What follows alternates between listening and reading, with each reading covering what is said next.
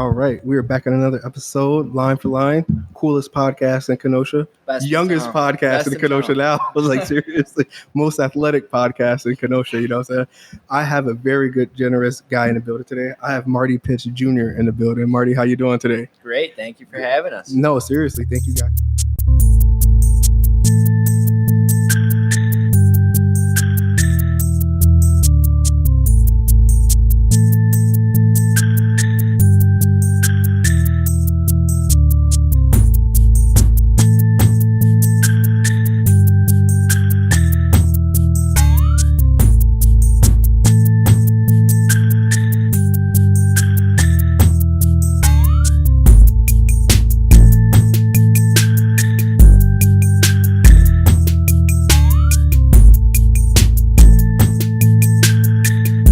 All right, we are back on another very special episode of Line for Line.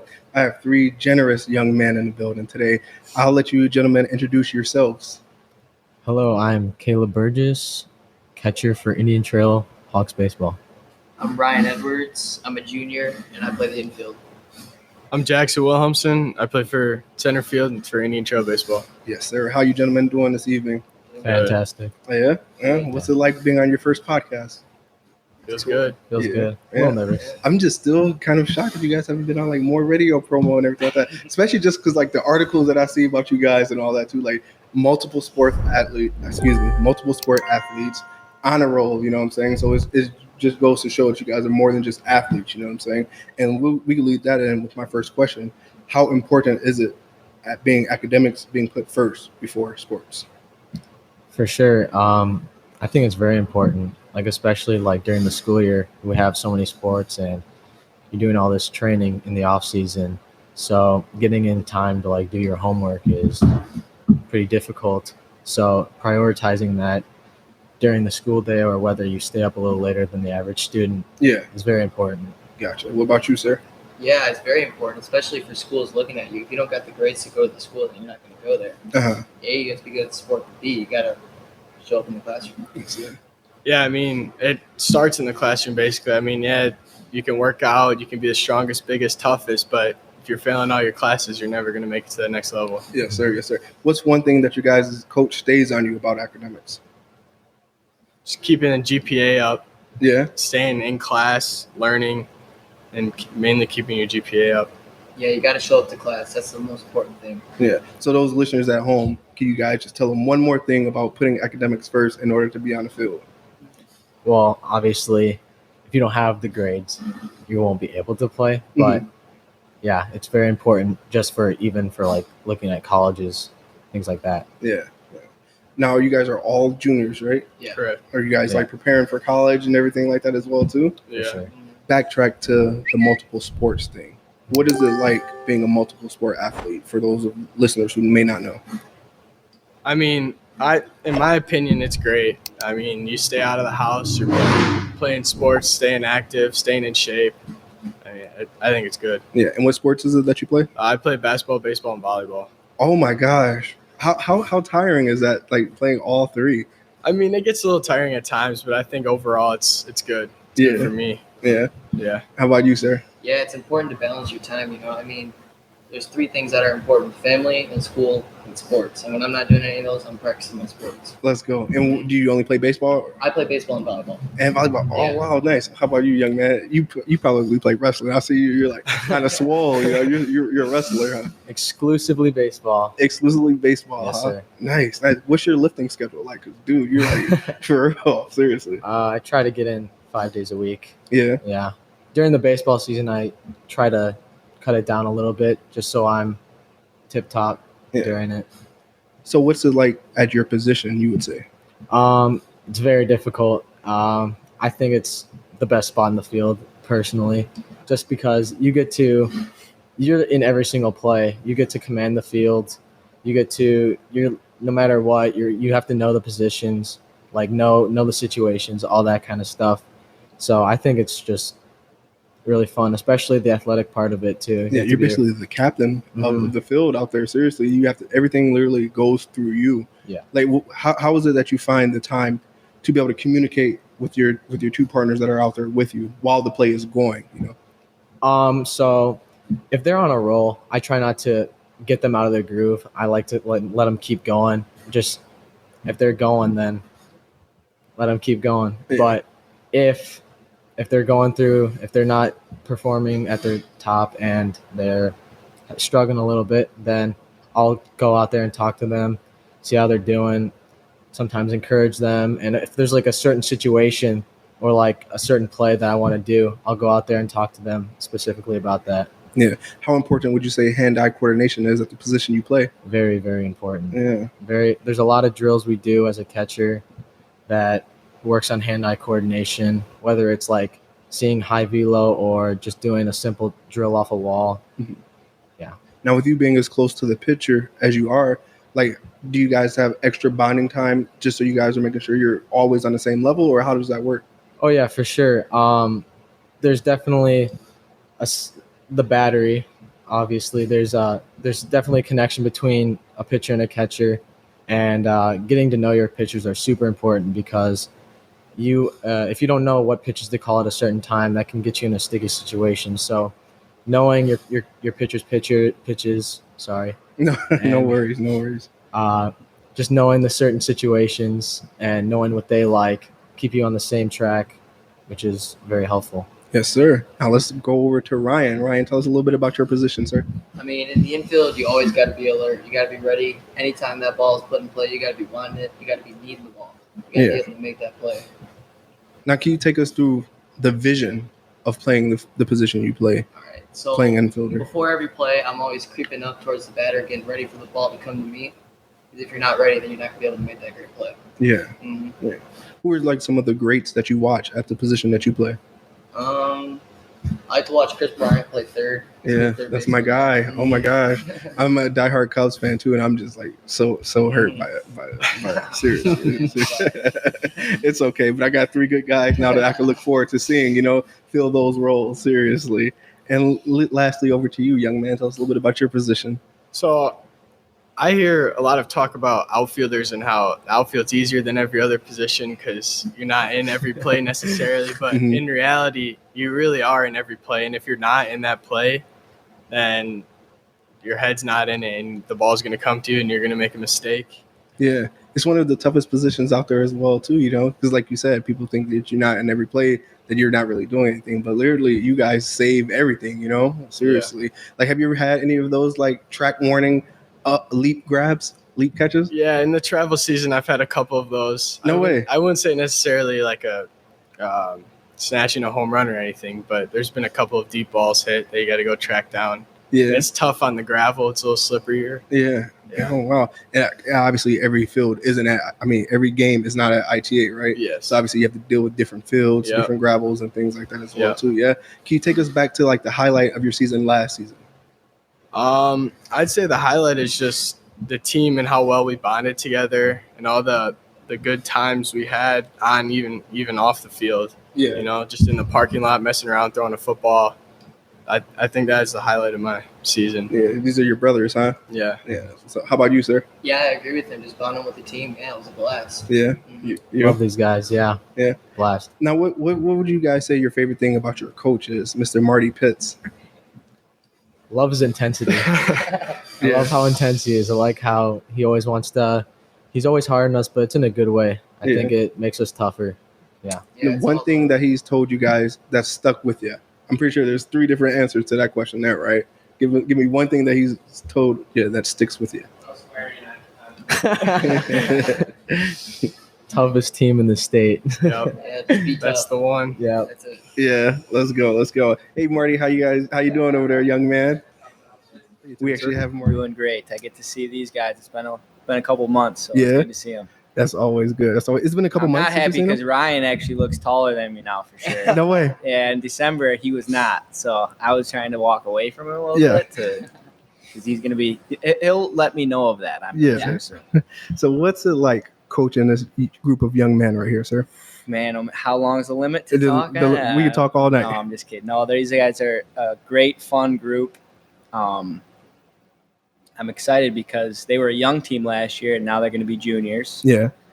And we got a lot of fun kids coming back who are play the game the right way. They have fun. Most importantly, they're all friends. Yeah. So it makes my job easy. What's your number one philosophy that you try to teach the guys and hope that they carry it on once they leave your program? Well, I think Caleb's grinning at me because he knows what I'm going to say. Yeah. Last year, we preached toughness a lot. Uh-huh. I think toughness is most important, especially with high school kids. And playing a game like baseball is the best players, it's been said, fail more times than not. So that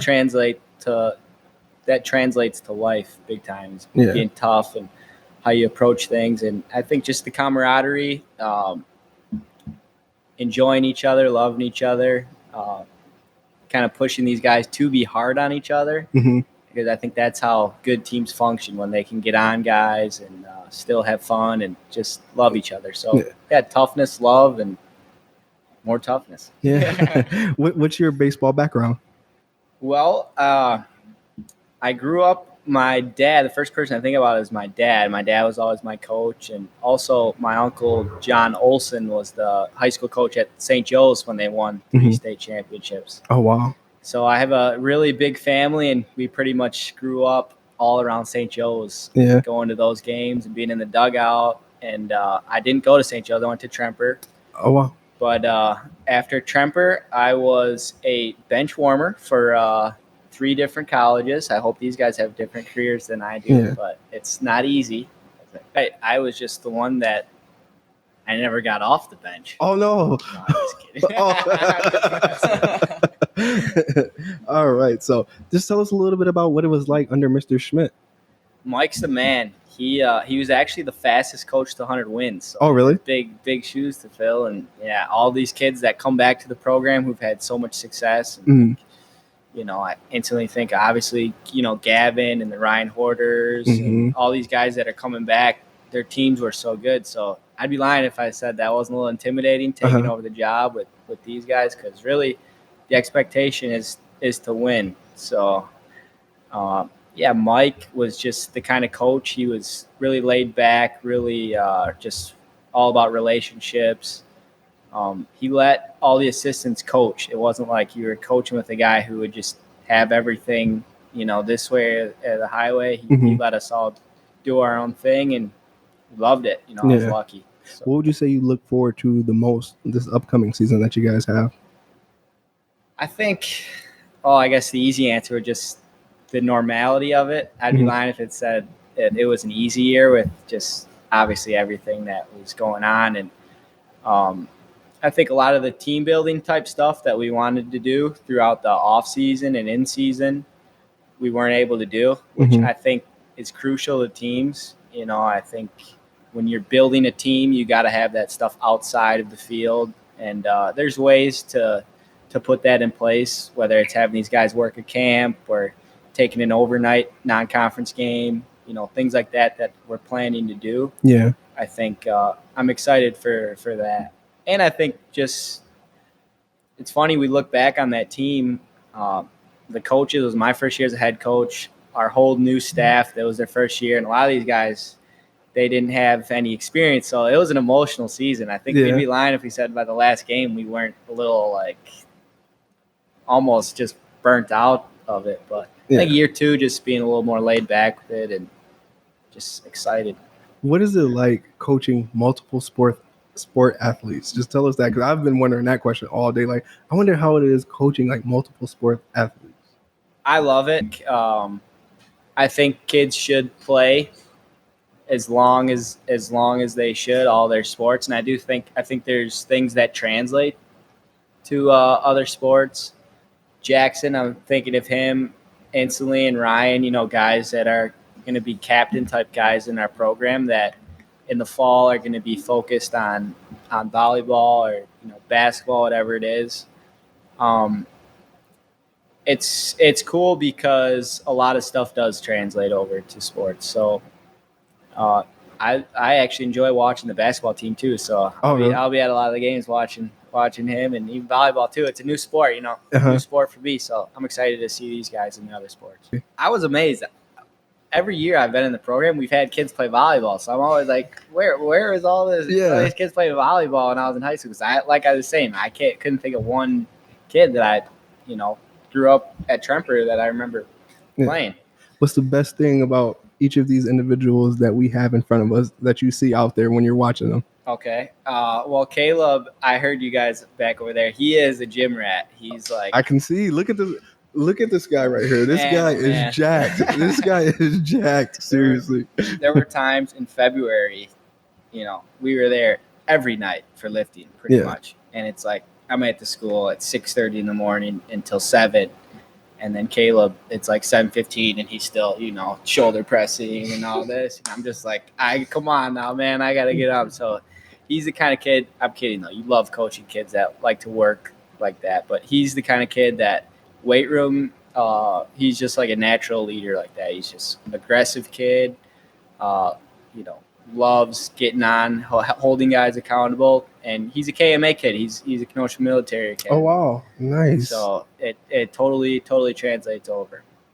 Ryan Edwards, he's like the little floor general. So if he did play basketball, he'd be like the Chris Paul point guard type. Oh, my gosh. That's nice. Chris Paul, that's a great comparison right there.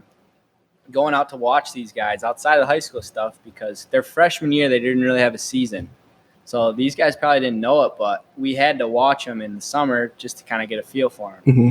And I was watching Ryan play shortstop, and he was, every inning, every pitch, he's talking and he's directing the infield, getting on the pitcher, and it's little stuff that you like to see as a coach. So he's like the floor general.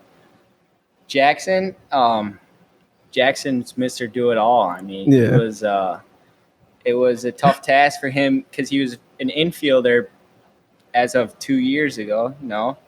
So he's coming off of playing 2 sports, and then he's moved from infield to being our center fielder, which is like the quarterback of the outfield. He's leading and doing all this. And Jackson was in a role this season where our offense, it was kind of it was top heavy. So we needed a little spark. And Jackson, as a sophomore, I remember calling him after a game and saying, hey, you're our guy for 3 more years. We need you. We're moving you up. And since then, that Burlington game, I think he ended up having a second-team all-conference type season. So he took off. I mean, one of the games against Bradford, he was 5 for 5 with the home run. He just missed the cycle. So against my team. These kids, they all got ability, but Jackson, the first thing I think of is natural raw ability on the field and off the field too. Yeah. Now, how proud does it make you feel when your players are getting that type of recognition that they have been getting? It's why you do it, really. It pumps you up. You put in a lot of time with the kids, so to see them have success. And, you see these kids set goals and you ask them what their goals are. You calling or you listening, tune in every week. Line for line. Oh, yeah, I'm going line for line.